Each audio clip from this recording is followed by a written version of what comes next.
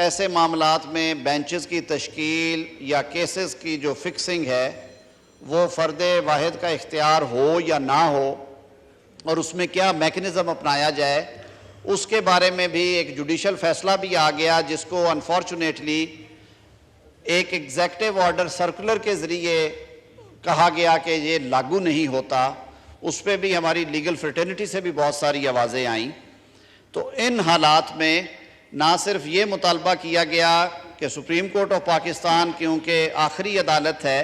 اور ملک کی موقر ترین عدالت ہے،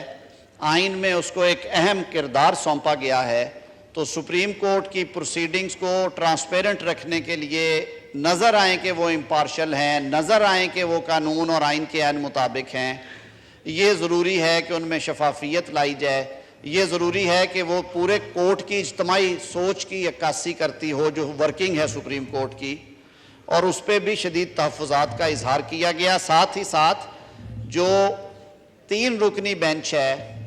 باوجود کہ وہ آلریڈی اپنا ایک ویو بھی ایکسپریس کر چکے ہیں، کچھ چین آف ایونٹس ایسے آئے وہ بھی ساری قوم کے سامنے ہیں، تو ان پہ بھی عدم اعتماد کا اظہار کیا گیا اور ایک مؤدبانہ اپیل کی گئی، مطالبہ کیا گیا کہ اس معاملے کو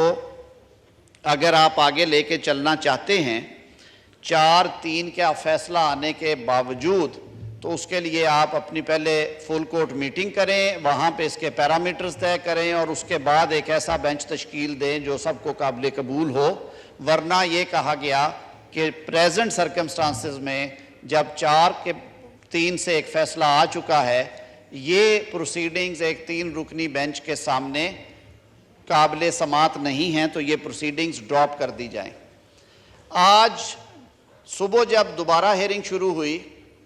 اور سیاسی جماعتوں کے نمائندہ وکلاء صاحبان جناب فاروق نائک صاحب، جناب اکرم شیخ صاحب اور جناب کامران مرتضیٰ صاحب جب پیش ہوئے، تو ناراضگی کا اظہار ہوا کہ آپ نے تو بائیکاٹ کر دیا اور اعلامیے جاری کیے اور آپ پھر کیوں ہیں؟ انہوں نے وضاحت دی، انہوں نے کہا جی ہمیں بینچ پہ تحفظات ہیں ہماری سیاسی جماعتوں کی، جن کی ہم وکیل ہیں، جن کے نمائندے ہیں، ہمارے تحفظات کے ہوتے ہوئے پروسیڈ کرنے سے پہلے آپ ہماری بات سنیں اور ہم وہ چیزیں ان رائٹنگ آپ کے سامنے رکھنا چاہتے ہیں۔ جناب اسپیکر 6 روز سے درخواست دی ہے سیاسی جماعتوں نے کہ ہم اس مقدمے کے ضروری فریق ہیں، ہمیں سنا جائے، فریق نہیں بنایا جا رہا تھا۔ پچھلی پروسیڈنگز میں یہ فریق تھے، پتہ نہیں کیا وجوہات تھیں کہ اس دفعہ انہیں فریق بنانا مناسب نہیں سمجھا جا رہا تھا۔ انہیں پھر کہا گیا کہ آپ پہلے تحریری طور پہ لے کے آئیں کہ جی ہم نے بائیکاٹ نہیں کیا، اس کی وضاحت ہمارے وکلاء نے وہاں پہ کی اور انہوں نے کہا کہ جی بات جتنی ہے تحریری تب دیں جب یہ بات لکھی گئی ہو، ہم نے یہ طے کر رکھا ہے کہ ہمیں بینچ کی کانسٹیٹیوشن پہ تحفظات ہیں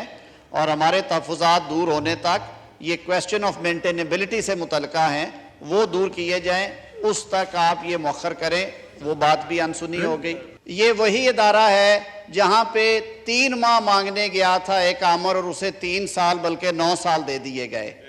تو آج تاریخ لکھنے کا دن ہے اور ادارے اپنے کنڈکٹ سے اپنی عزت کرواتے ہیں، ادارے اپنے لکھے ہوئے فیصلوں کی وجہ سے جانے جاتے ہیں۔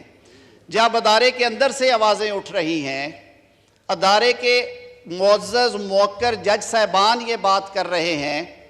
کہ یہ معاملہ ایسے نہیں ہے، اس طرح سے ہے، ان آوازوں کو نظر انداز کر کے، ان آوازوں کو دبا کے، ایگزیکٹو آرڈرز جاری کر کے عجلت میں اگر اس کیس کا فیصلہ کیا جائے گا تو تاریخ ایک بار پھر اس فیصلے کو کالے صفوں پہ لکھے گی، سنہرے حروف میں نہیں لکھے گی۔